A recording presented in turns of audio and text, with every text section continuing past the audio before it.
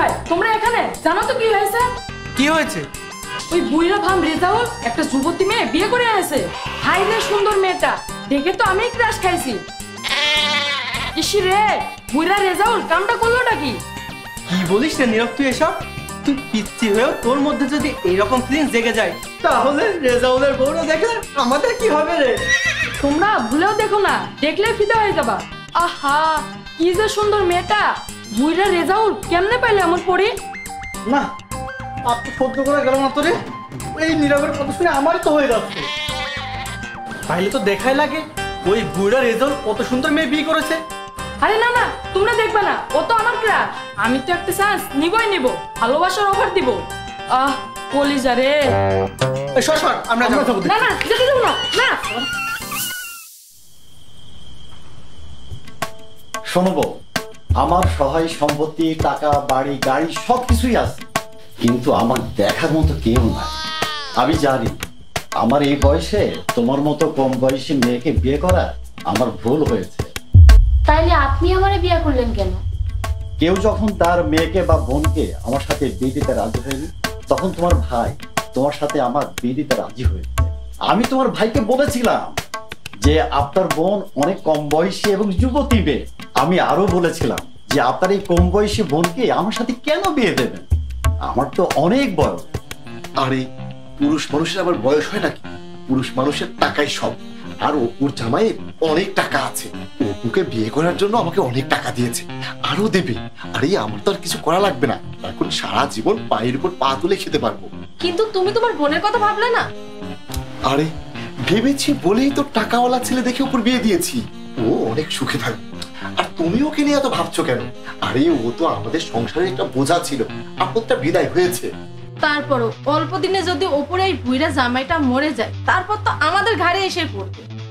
আরে না না, ওর জামাইয়ের অনেক টাকা, ও কেন আমাদের ঘাড়ে এসে পড়বে? ওর জামাই মরে গেলে তো ওর সহায় সম্পত্তি সবকিছু ওই পাবে। আরে তুমি পাগল হয়ে গেছো নাকি? ওর জামাইয়ের আগের পক্ষে ছেলে আছে না? একটা বাচ্চা হওয়ার আগে যদি ওপরে বুড়া জামাইটা মরে যায়, তাহলে ওপর কতটুকুই পাবে? আরে মরে যাওয়ার আগেই ওর সব সম্পত্তি দেখবা আমি নিয়ে নেব, আর আমার ছেলে হবে ওর সব সম্পত্তির মালিক। বাবা, আমরা কি অনেক বড়লোক হব? হ্যাঁ বাবা। জন্ম মৃত্যু বিয়ে সবকিছু তো আল্লাহর হাতে, আর আমার বিয়ে আপনার সাথেই লেখা ছিল, এজন্যই তো আমি আপনাকে স্বামী হিসেবে পেয়েছি। আর এখন তো আপনি আমার সব। আচ্ছা, আমি যদি হঠাৎ করে মরে যাই তাহলে তোমার কি হবে? আর তুমি দেখলেই তো আমার ছেলে তোমাকে মা বলে মেনে নিল, আর মেনে নেবেও না।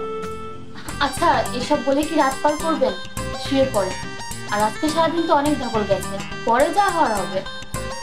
আচ্ছা ঠিক আছে, তোমার কথাই থাকলো। আসো।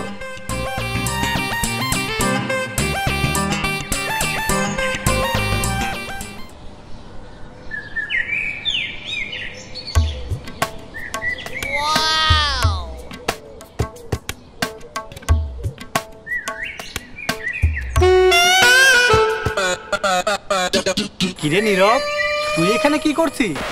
আমি তো এখানে আমার ক্রাশকে দেখতে এসেছি, কিন্তু তোমরা এখানে কেন? তোমাদেরকে কালকে বলে দিয়েছে না আমার ক্রাশে দেখে নজর দিবে না, ও শুধু আমার। দেখ নীরব, পিচ্ছি পিচ্ছির মতন থাকবি, নাক টিপলে এখনো দুধ বেরোয়, আর তুই কিনা অন্যর বউকে দেখে নোংরাম চিন্তা ভাবনা করছিস। যা এখান থেকে। আহারে তোমরা মনে হচ্ছে ধোয়া তুলসীর পাতা, তোমরাও তো নোংরামি করতে এসেছো, তোমরা যাও। কিরে তোরা আমার বাড়ির আঙিনে এসে ঝগড়া করছিস কেন? তুহিন, তোমার বাপ নাকি সেই সুন্দর একটা যুবতী মেয়ে বিয়ে করে আনছে, তাই আমরা একটু দেখতে আইছি। সুন্দরী মেয়ে দেখতে আমাদের বেশ ভালোই লাগে, বুঝোই তো। দেখ ইমন, আমার বাপে বিয়ে করছে সেটা কিন্তু আমার পছন্দ না, আর তোরা আমার বন্ধু মানুষ, তোরা আমার বন্ধু মানুষ হয়ে আমার বাড়ির সম্মানে হাত দিবি সেটা কিন্তু আমি মেনে নেবো না। যা করেছিস তা করেছিস, এখন এখান থেকে যা, তোদের সঙ্গে আমি পরে কথা বলবো। তোর বাপ কি তোর সম্মানের কথা ভেবেছে যে তুই তোর বাপের সম্মানের কথা ভাবছিস? কেন ওই মেয়ের সাথে তোর বাপ নিজে বিয়ে না করে তোর বিয়ে দিয়ে দিতে পারতো না? তোর বাপের তো বুড়ো বয়সে ভীমরতি ধরেছে, তোর মতো একটা যুবক ছেলে ঘরে, আর তোর বাপ যুবতী মেয়ে একটা বিয়ে করে এনেছে। এই চল তোরা। তোমাদের জন্য আমার জানটাকে মন ভরে দেখতে পেলাম না। এই তোমার জন্য আমাকে অপমানিত হতে হচ্ছে। আচ্ছা বাবা, আমার কি বিয়ের বয়স হয়নি? তুমি এই বুড়ো বয়সে বিয়ে না করে আমার বিয়ে দিতে পারতে না? আমার বউ কি তোমার সেবা যত্ন করতো না? হ্যাঁ করতো, কিন্তু বৌমা আর বইয়ের সেবা যত্ন এক হতো না। এই গাথা, আমি কি সব কথা তোর বউকে বলতে পারবো? আর শোন, তোর বিয়ের কথা আমি চিন্তা করেছি। তুই এত চিন্তা করিস কি জন্য? তুমি যে কাজ করেছো, তারপরে কে তার মেয়েকে আমার সাথে বিয়ে দেবে তুমি বলো? নিজের সম্মানটা তো নষ্ট করেছোই, এখন আমার সম্মানটাও হারাবে। তাই আমি আর তোমার সংসারে থাকতে চাই না। তুমি আমার সম্পত্তিগুলো আমাকে বুঝিয়ে দাও, আমি শহরে গিয়ে আমার নিজের মতো থাকবো। তুমি যে আমার বাবা, আমি এই পরিচয় কাউকে দেবো না। আমিও ভুলে যাব তুই আমার ছেলে, আর আমি পেছনে থাকতে তুই কিচ্ছু পাবি না। শোন, তোর এই মাকে মেনে নিয়ে থাকতে পারলে থাক, না হলে তুই এখান থেকে চলে যা। হ্যাঁ হ্যাঁ, তাই যাবো, কিন্তু নিজের বইয়ের বয়সী কাউকে মা বলে মানতে পারবো না। থাকো তুমি তোমার বাড়িতে।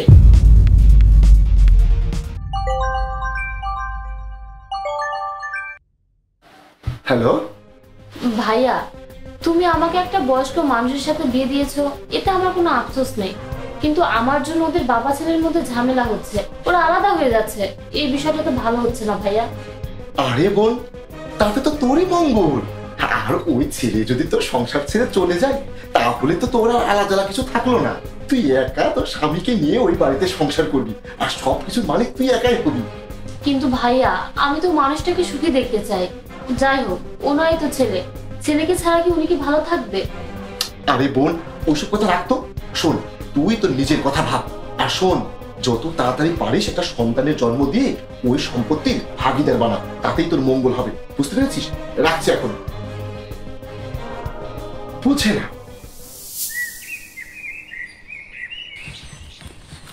আরে সুন্দরী ভাবি, এই যে মাথায় নষ্ট। তুমি তো সত্যি সুন্দর। তা ওই রেজাউলকে বিয়ে না করে আমাকে বিয়ে করতে পারতে। So beautiful. ওর চেয়ে জমি জমা টাকা পয়সা কোনো কিছুই আমার কম নাই, বরঞ্চ এই আমার ওর থেকে অনেক বেশি আছে। আর আমাকে দেখো, আমি এখনো ইয়াং। আরে আমি তো এখনো বিয়েই করিনি। তুমি চাইলে আমার সাথে যেতে পারো। যাবে? দেখুন, আপনি কে? আমি তো আপনাকে চিনি না, আর আপনি আমাকে এগুলো কেন বলছেন? আর আমি আমার স্বামীর সংসার নিয়ে অনেক ভালো আছি, আপনাকে এই বিষয়ে মাথা ঘামাতে হবে না। আরে শোনো ভাবি, তুমি যদি চাও আমার সাথেও আসতে পারো। আমি তোমাকে অনেক সুখে রাখবো। এই, আপনার সাহস কি করে হলো আমাকে সব বাজে কথা বলার? আমি আপনাকে সাবধান করে দিচ্ছি, আপনি আজকের পর আর কোনোদিন আমার সামনে আসবেন না, আর এইসব মন্তব্য করবেন না। দেখি সরেন।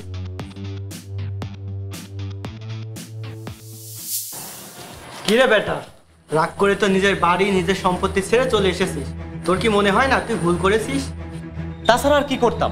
আমি একটা যুবক ছেলে, আমার সামনে আমার বাপ একটা যুবতী মেয়েকে বিয়ে করে নিয়ে এসে রং তামাশা করবে, আমার কি এটা ভালো লাগবে? আর আমি এটা সহ্য করবো কিভাবে? আরে তুই তো চুপচাপ থাকতে পারতি। আর অল্প বয়সী যুবতী মেয়ে তোর বাপের থেকে তোকেই তো বেশি পছন্দ করবি। আরে তুই তো একটু চেষ্টা করলে তুই তাকেও পেতি, আর তোর সব সম্পত্তি তোরই থাকতো। তোর মতো এমন সুযোগ পেলে আমি তো বাড়ি থেকে বের হতাম না। শোন, এমন ভুল তুই করিস না। ওই মেয়েকে হাতে রাখতে পারলে কিন্তু তুই তোর বাপের সব সম্পত্তি তোর হাতে পাবি। আরে তুই এসব কি বলছিস? আমার বাপের সব সম্পত্তি তো আমিই পাবো। আসলে তুই একটা পাবি। তোর বাপের নতুন পক্ষের যদি একটা ছেলে হয়, আর সেই ছেলে দেখে ফিদা হয়ে যদি সব সম্পত্তি তার নামে লিখে দেয়, তাহলে তুই কিছুই পাবি, কারণ তুই বাড়ি ছেড়ে চলে এসেছিস। হ্যাঁ, বুঝতে পেরেছি এখন আমাকে কি করতে হবে। সাব্বাস। শোন বোন, আমি তোকে ওই বয়স্ক মানুষটার সাথে বিয়ে দিয়েছি টাকার জন্য, যাতে আমি খুব তাড়াতাড়ি টাকার মানুষ হতে পারি। আমি চাই তুই ওর সন্তানের মা হয়ে ওর ওই আগের সন্তানকে ওর চোখের বিষ বানিয়ে তুই এই সব কিছু থেকে ওকে বঞ্চিত করবি, আর তোর সন্তান হবে এই সব কিছুর মালিক। ভাইয়া, এটা তুমি কি বলছো? এটাও তো ওর ছেলে, আর ওর সব সম্পত্তিতে ওর ছেলের অধিকার আছে। একটা মা মরা ছেলেকে আমার বাড়ি থেকে আলাদা করে দিতে চায় না, তার সব সম্পত্তি থেকেও বঞ্চিত করতে চায় না। এত বড় পাপ কাজ আমি করতে পারবো না। আর আমার সন্তান হবে কিনা, বা সন্তান হলে ছেলে হবে কি মেয়ে হবে, তার কি কোনো নিশ্চয়তা আছে? আর ছেলে হলেও তারা দুই ভাই সমানভাবে সবকিছু পাবে, এতে সমস্যা কি? হ্যাঁ, সমস্যা তো আছেই। আরে আমি তো চাই যে রেজাউলের সবকিছু আমাদের হাতে আসুক। তা না হলে এত বয়স্ক একটা মানুষের সাথে তোর বিয়ে আমি কেন দেব? তাছাড়া তুই যুবতী থাকতে থাকতেই ও মরে যাবে। আরে তোর জীবনটাও তো চালাতে হবে, তোর ভবিষ্যতের কথাটাও তো আমাকে ভাবতে হবে। ভাইয়া, তুমি যদি আমার কথাই ভাবতে, তাহলে সম্পত্তি দেখে ওনার সাথে আমাকে বিয়ে দিতে না। আমার ভাগ্যে যা ছিল তাই হয়েছে, আর যা আছে সেটাই হবে। আমি আমার স্বামীর সংসারে কোনো ক্ষতি হতে দিব না, আর কখনো তুমি আমার সংসারে কোনো কথা বলতে আসবে না। আমি আমার স্বামী সংসার নিয়ে অনেক ভালো আছি, আর আমি এই চেষ্টাও করব ওর ছেলের সাথে যাতে ওর কোনো সমস্যা না হয়, আর ওর ছেলে যেন আমাদের সাথে মিলেমিশে থাকে। তুই কিন্তু ভুল করছিস বোন। ভাইয়া, আমি তোমার বোন, তুমি তোমার বোনের বাড়ি বেড়াতে আসবে, আমি তোমাকে আদর আপ্যায়ন করব, কিন্তু তুমি আমার সংসার বিষয়ে কোনো কথা বলতে আসবে না।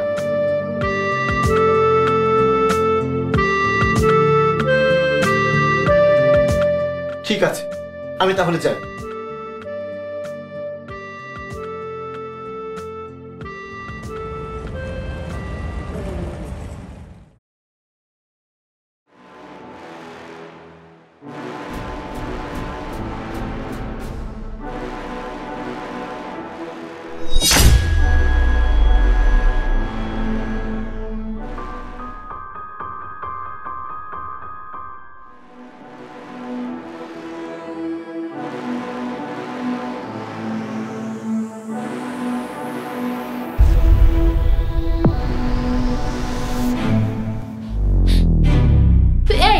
তুমি দরজা বন্ধ করছো কেন? আর তোমাকে এমন দেখাচ্ছে কেন? আমার সামনে আমার বাবা তোমার মতো যুবতী মেয়ে নিয়ে সংসার করবে, আর আমার সব সম্পত্তি তোমাকে দিয়ে দেবে, সেটা তো আমি হতে দেবো না। আমি তোমাকে চাই। আমার বাবা তো 2 দিনের অতিথি, মরে গেলে সব আমার। ছি ছি, তুমি এসব কি বলছো? আমি তোমার বাবার বিয়ে করাবো। আরে ওসব বাদ দাও, বাবা কিছুই জানবে না। না না, বের হয়ে যাও তুমি রুম থেকে। আমি তোমার কোনো সম্পত্তি নিব না, সবকিছু তোমারই থাকবে। তুমি তোমার বাবার সাথে ভালো সম্পর্ক রাখো, আর আমার জন্য তোমার বাবার উপর জিদ করে এমন কিছু করো না। আমি সবকিছু ঠিক করে দিব। আমাকে কিছু ঠিক করে নিতে হবে না, আমি নিজেই সব ঠিক করে নেব।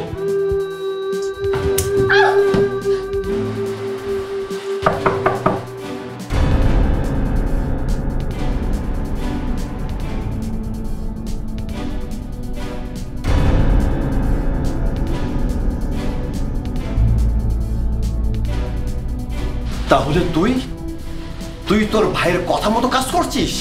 সেদিন তোর ভাইয়ের সাথে বলা কথাগুলো শুনে আমি ভেবেছিলাম তুই ভালো মেয়ে। দেখো বাবা, আমাকে বাসায় একা পেয়ে তোমার এই বিয়ে করা বউ আমাকে রুমে ডেকে দরজা আটকে তার সঙ্গে নোংরামি করতে বলছিল, আর হুমকি দিচ্ছিল। আরো বলছিল যদি আমি এইগুলো না করি তাহলে তোমার চোখে আমাকে খারাপ বানিয়ে দেবে, আর তুমি আমাকে ত্যায্য করে দাও। হ্যাঁ, আমি বুঝতে পেরেছি, আমারই ভুল হয়েছে। ঘরে একটা যুবক ছেলে থাকতে একটা যুবতী মেয়েকে বিয়ে করে আনা। তুইও তোর ভাইয়ের মতো লোভী। আমার টাকা পয়সা সম্পত্তির উপর তোর লোভ ছিল, এই জন্য তুই আমার মতো বয়স্ক লোককে বিয়ে করেছিস, তাই না? ও, আমার মতো লোককে তোর পছন্দ হয় না, তাই না? তাই আমার ছেলের সাথে সি সি সি সি। আপনি আমাকে বিশ্বাস করুন, আপনার সাথে বিয়ে হয়েছে এটা আমার কোনো আফসোস নেই। আমি তোমার ভাগ্যকে মেনে নিয়েছি। আপনি আমার স্বামী, আমি সারা জীবন আপনার সেবা করব।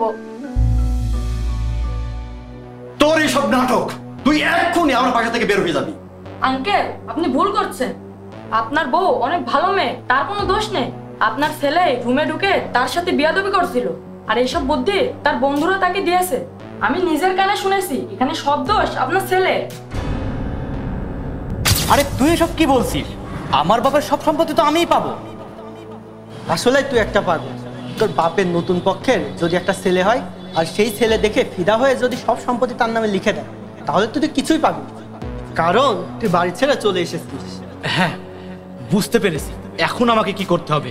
সাব্বাস।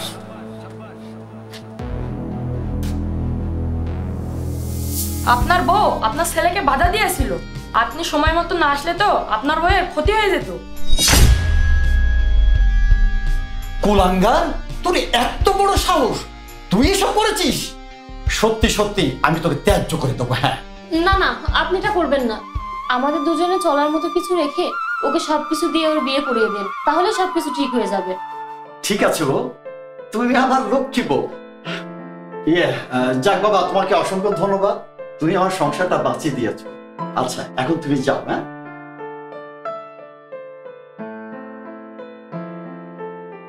সুখে থাক আমার ভালোবাসার মানুষটা।